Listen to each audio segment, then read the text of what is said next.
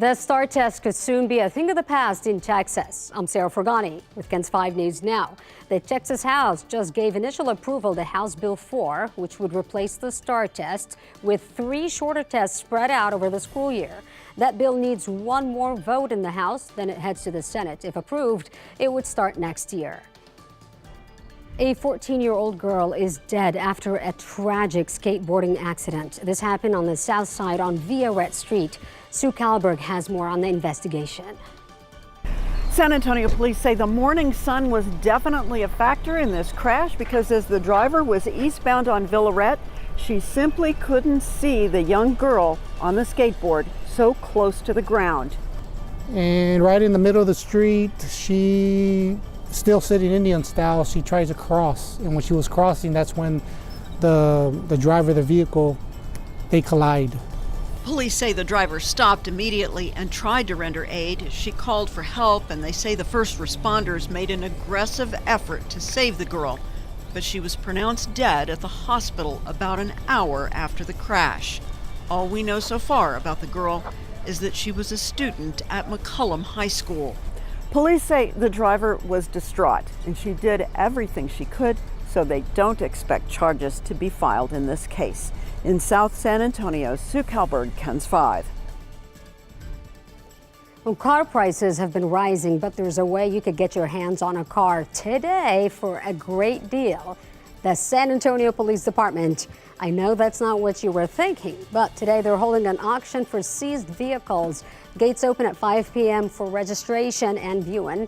You have to have a valid ID to register before they start the bidding. Bidding begins at 6 p.m. at the city's vehicle impound facility on Groudon Road. The car has to be paid today. Pickup is Wednesday between 6:30 and 10 p.m. or Thursday and Friday between 8:30 a.m. and 4 p.m. You can find all that information now on KENS5.com. Ticketmaster has a new pricing policy after the Federal Trade Commission's rule on unfair or deceptive fees went into effect this week. You will now be able to see all service charges and facility fees before taxes up front. Before the change, the fees were only visible at checkout. Ticketmaster says the change addresses concerns about hidden costs. Memorial Day weekend just 10 days away. AAA predicting a new record despite an uncertain economy. Chris Van Cleve spoke with the CEO of a major airline. Nick White is starting his Memorial Day getaway early with a trip to Los Angeles. This whole summer I plan on traveling more.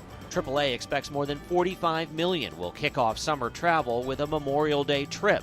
Most, nearly 40 million, will drive. It was too early for people to really reflect how they're feeling about the economy. Some of these Memorial Day trips may have been booked months in advance. People can't cancel at this point, or they're just committed to going. But at Alaska Airlines hub in Seattle, CEO Ben Minicucci is betting people are committed to traveling as the nation's 5th largest airline begins a major international expansion. This is, for us, a transformational opportunity that comes to us once in a long, long time. This week, the airline launches flights from Seattle to Tokyo. Next will be Seoul and at least 10 more destinations around the world to come. Our vision is to be a global airline. You want to sort of project a global experience from the West Coast. Right.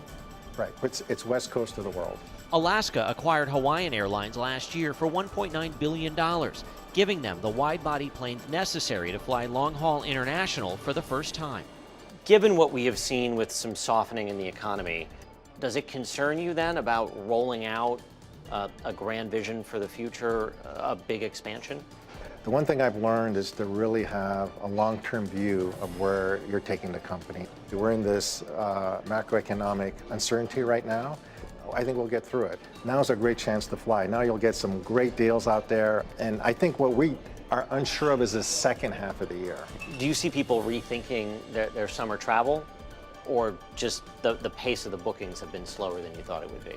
You know, right now we're stimulating bookings.